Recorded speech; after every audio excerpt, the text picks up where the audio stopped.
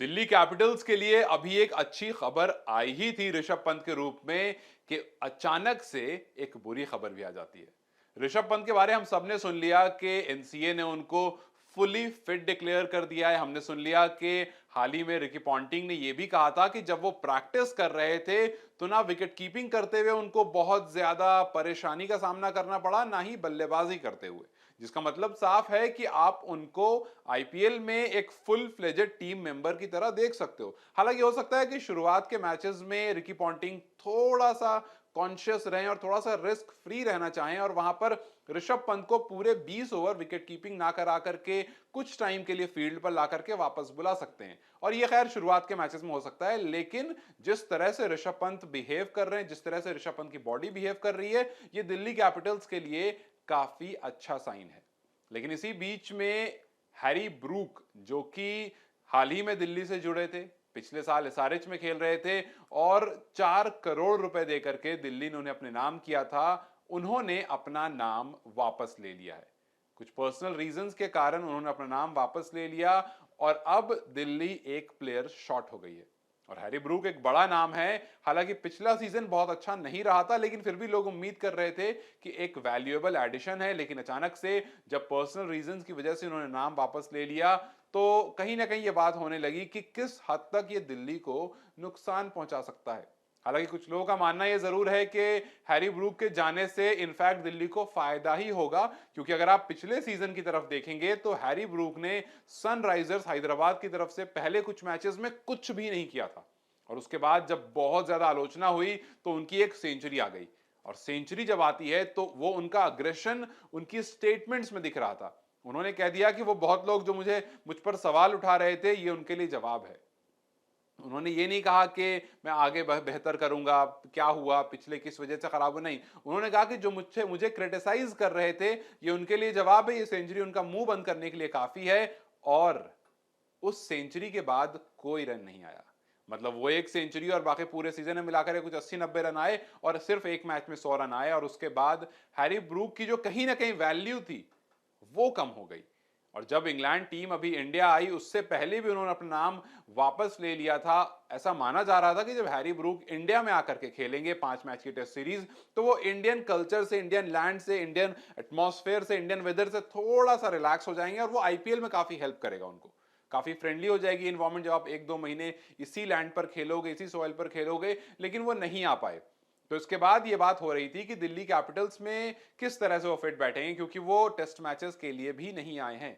लेकिन अब उन्होंने मना कर दिया कुछ पर्सनल रीजंस की वजह से, और उनकी फैमिली ने कहा कि हम उम्मीद करते हैं कि आप इस बात को समझोगे और ज्यादा हमसे इस बारे में सवाल जवाब ना हो। फिलहाल हमें थोड़ी सी प्राइवेसी चाहिए। अब बात यह आती है कि इनकी जगह को कौन फिल करेगा। एक नाम है, जेक फ्रेजर मैकग्रक। ये जो नाम है ये बीबीएल में काफी चमका है। ऑस्ट्रेलिया का जवान यंग खिलाड़ी है, लंबे लंबे छक्के मारता है और जबरदस्त स्ट्राइक रेट से खेलता है। मतलब इनका स्ट्राइक रेट 180 200 तक भी चला जाए तो हैरान नहीं हो कि इस तरह का खिलाड़ी है। और दिल्ली की इन पर नजर है, जेक फ्रेजर मैकगर्क पर नजर है। अब देखना यह है कि ये जो यंगस्टर है, जो ऑस्ट्रेलिया का ये नौजवान है, क्या इसको दिल्ली की तरफ से आईपीएल में डेब्यू करने का मौका मिलता है या नहीं। काफी टाइम से इसके बारे में बात जरूर हो रही थी, लेकिन इतनी जल्दी रिप्लेसमेंट बनकर आ जाएगा किसी खिलाड़ी का, इस बारे में नहीं सोचा था। लेकिन अब बातें ऐसी जरूर चल रही हैं कि मैकग्रॉक को हो सकता है आप इस आईपीएल में एक रिप्लेसमेंट की तरह देख लो। तो अब देखना यह है कि हैरी ब्रूक के ना होने की वजह से क्या वाकई दिल्ली कैपिटल्स को कमी महसूस होने वाली है, या फिर ये नया खिलाड़ी, ये ऑस्ट्रेलिया का यंग खिलाड़ी क्या कुछ ताबड़तोड़ रन बरसाता है। और वो जो 21 का एवरेज 190 रन आईपीएल 2023 में हैरी ब्रूक मारकर आए थे, उस पर, जो कि वहां वो 13.5 करोड़ में बिके थे और वहां पर ऐसी परफॉर्मेंस दी थी। और इस वजह से दिल्ली के जो फैंस थे वो घबरा रहे थे कि भाई जब 13-13.5 करोड़ मिले तब तो 190 रन मारा पूरे सीजन में, जिसमें से एक सेंचुरी भी आ गई थी। तो इस बार न जाने वो क्या ही करेंगे। लेकिन अब फिलहाल उनका नाम नहीं है, ऋषभ पंत फिट हैं। तो दिल्ली की तरफ अब ये ब्लेसिंग इन डिस्गाइज होता है या क्या होता है, खैर ये तो वक्त ही बताएगा। लेकिन मैं आपसे जरूर पूछना चाहूंगा कि ऋषभ पंत को क्या आपको लगता है कि रिकी पॉन्टिंग को पूरा टाइम देना चाहिए? क्या आपको लगता है कि रिकी पॉन्टिंग को शुरू के कुछ मैचेस में ऋषभ पंत को थोड़ा सा रेस्ट देना चाहिए, बैटिंग पर थोड़ा ध्यान देना चाहिए और उसके बाद उनको प्रॉपर फुल फ्लेजेड लाना चाहिए, क्योंकि इसके बाद टी20 वर्ल्ड कप भी है।